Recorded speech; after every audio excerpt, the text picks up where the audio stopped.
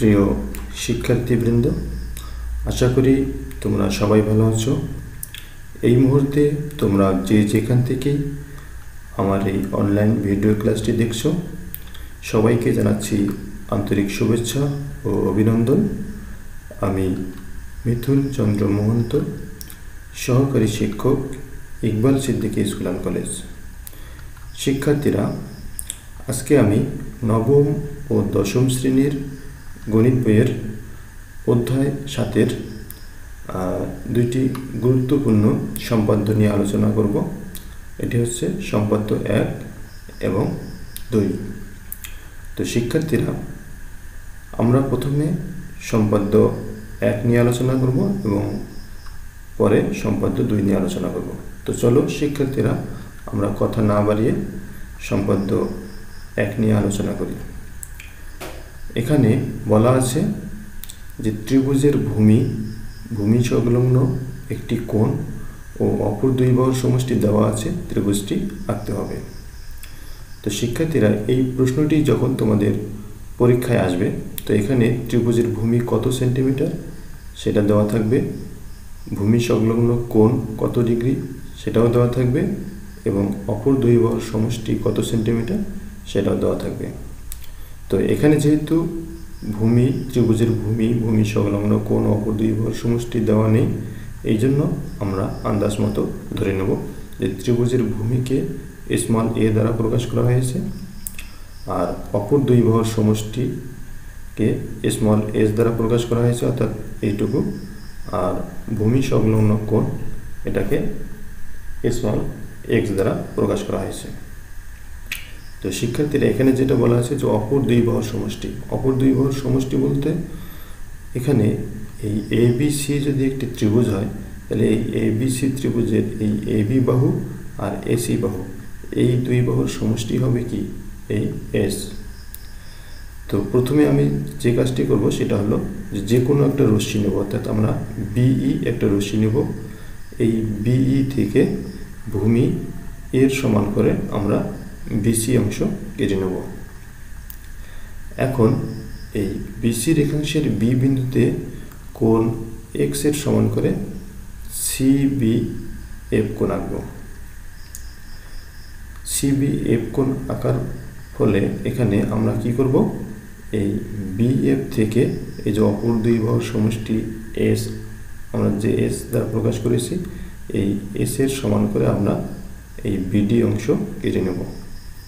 তাহলে আমরা যদি BD অংশ কেটে নিই, নেওয়ার ফলে এখানে আমরা কি করব, এই D আর C যোগ করে দেবো, অর্থাৎ এখানে যে ভূমি আমরা কি এর সমান করে কি BC অংশ কেটে নিয়েছি, তাহলে এই C বিন্দু আর এই D বিন্দু আমরা যদি যোগ করে দিই, তাহলে CD যোগ করলাম। তাহলে এখানে এই CD যোগ করার ফলে এখানে একটি কোণ উৎপন্ন হয়েছে, কোণটির নাম হলো কি BDC কোণ।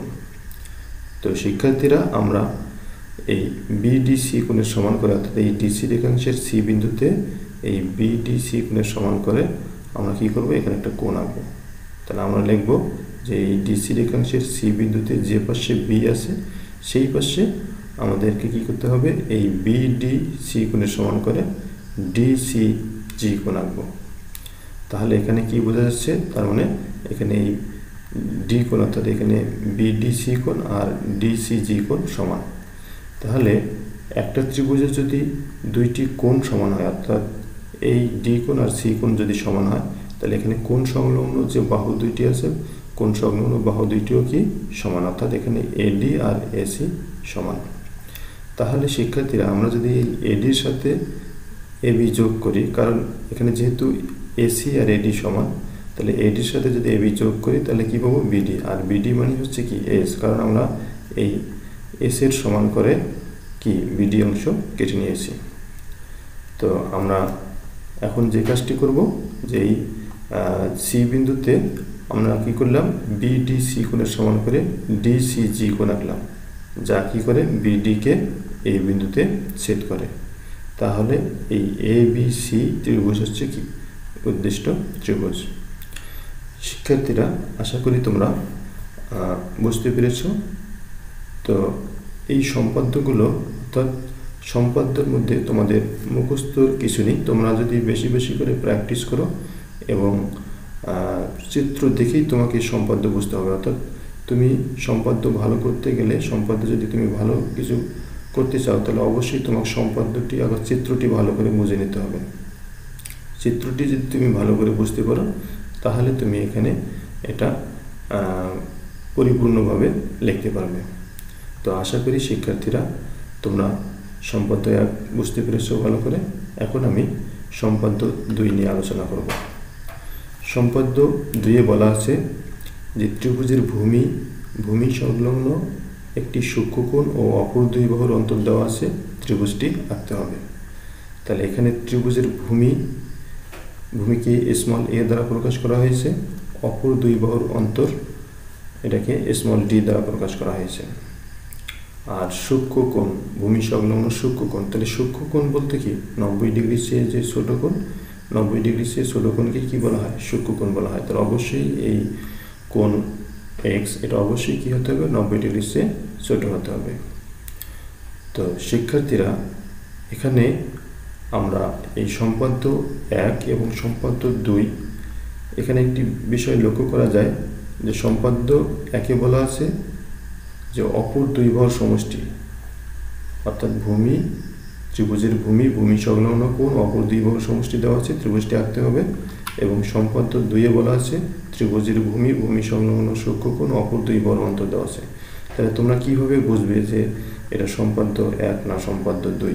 তাহলে এখানে যদি অন্তর কথা থাকে, অর্থাৎ অপর 2 বাহুর অন্তর যদি কথা লেখা থাকে প্রশ্নের মধ্যে, তাহলে তোমাদেরকে বুঝে নিতে হবে এটি হচ্ছে সম্পাদ্য 2। আর যদি অপর 2 বাহুর সমষ্টি, এই সমষ্টির কথা লেখা থাকে, তাহলে তোমাদেরকে বুঝে নিতে হবে এটি সম্পাদ্য হচ্ছে 1। আচ্ছা, এখন আমরা এখানে এই সম্পাদ্য 2-এর যে চিত্র, সেই চিত্রটা নিয়ে আমরা আলোচনা করি। তো এখানে ওই সম্পাদ্য 1-এর মতো করে আমাদেরকে যে কোনো একটা রশ্মি নিতে হবে, অর্থাৎ এই BF একটা রশ্মি নেব। এই BF রশ্মি থেকে আমরা যে ভূমি এর সমান করে BC অংশ কেটে নেব। এখন এই BC রেখাংশের B বিন্দুতে আমরা এই কোণ x এর সমান করে CBE কোণ আঁকি। তাহলে আমরা কি করলাম যে এই BC রেখাংশের B বিন্দুতে কোণ x এর সমান করে CBE কোণ আঁকি। এখন এখানে শিক্ষার্থীরা একটু লক্ষ্য করো যে অপর 2 বাহুর অন্তর বলতে কি, এখানে যদি এই ABC একটা ত্রিভুজ হয়, তাহলে এই ABC ত্রিভুজের এই AB বাহু থেকে যদি আমি AC বাহু বাদ দিই, তাহলে কি পাবো? এই BD পাবো। এইটুকুই হচ্ছে কি অপর 2 বাহুর অন্তর। তো আমরা আলোচনা করার সাথে সাথেই এটা বুঝতে পারবো। তো আমরা যে কাজটি করলাম সেটা হলো যে BC রেখাংশের B বিন্দুতে x কোণের সমান করে CBE কোণ আঁকি। এখন এই BE রশ্মি থেকে এই অপর 2 বাহুর যে অন্তর D আছে, এই D এর সমান করে আমরা BD অংশ কেটে নেব। তারপরে আমরা কি করব? CD যোগ করব। তো শিক্ষার্থীরা আমরা যখন এই CD যোগ করলাম, তখন এখানে একটা কোণ উৎপন্ন হলো, EDC কোণ উৎপন্ন হলো। তাহলে আমরা এই কোণের সমান করে, অর্থাৎ এই DC রেখাংশের C বিন্দুতে যে পাশে কি আছে? E আছে, সেই পাশে আমরা কি করব? এই EDC কোণের সমান করে DCA কোণ আঁকবো, যা কি করবে? BE কে এই বিন্দুতে ছেদ করবে। তাহলে এখানে একটি জিনিস লক্ষ্য করা যাচ্ছে যে এখানে এই EDC কোণ আর DCA কোণ সমান, তার মানে এই কোণ আর এই কোণ সমান। তাহলে একটা ত্রিভুজের যদি 2টি কোণ সমান হয়, তাহলে কোণ সংলগ্ন বাহু 2টিও কি হবে? সমান হবে। তার মানে এখানে AD আর AC সমান। তাহলে এই জন্য আমি আগেই বলেছিলাম যে এই AB থেকে আমি যদি AC বাদ দিই, তার মানে AC আর AD যেহেতু সমান, তাহলে AB থেকে যদি আমি AD বাদ দিই, তাহলে কি BD পাবো। আর এই BD হচ্ছে কি অপর 2 বাহুর অন্তর, অর্থাৎ AB থেকে AC বাদ দিলে কি পাওয়া যাচ্ছে? BD পাওয়া যাচ্ছে। আর BD বলতে কি, এই যে স্মল d দ্বারা প্রকাশ করা হয়েছে অপর 2 বাহুর অন্তরকে। তো শিক্ষার্থীরা তাহলে আমরা এখানে ত্রিভুজটি পেলাম যে ABC ত্রিভুজ। তাহলে এটি হচ্ছে কি নির্ণয় ত্রিভুজ। আশা করি শিক্ষার্থীরা তোমরা ভালো করে বুঝতে পেরেছ।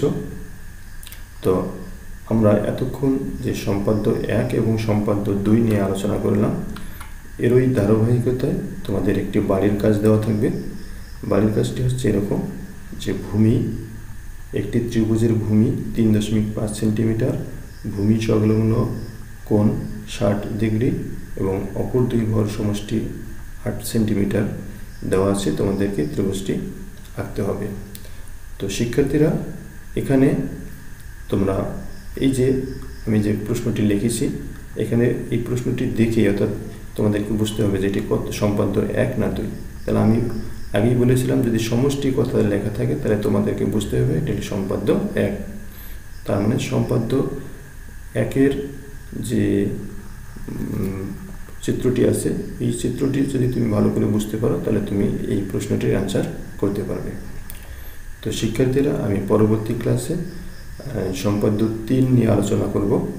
তো সবাইকে পরবর্তী ক্লাস দেখার আমন্ত্রণ জানিয়ে আজকের মতো এখানেই শেষ করছি। খোদা হাফেজ।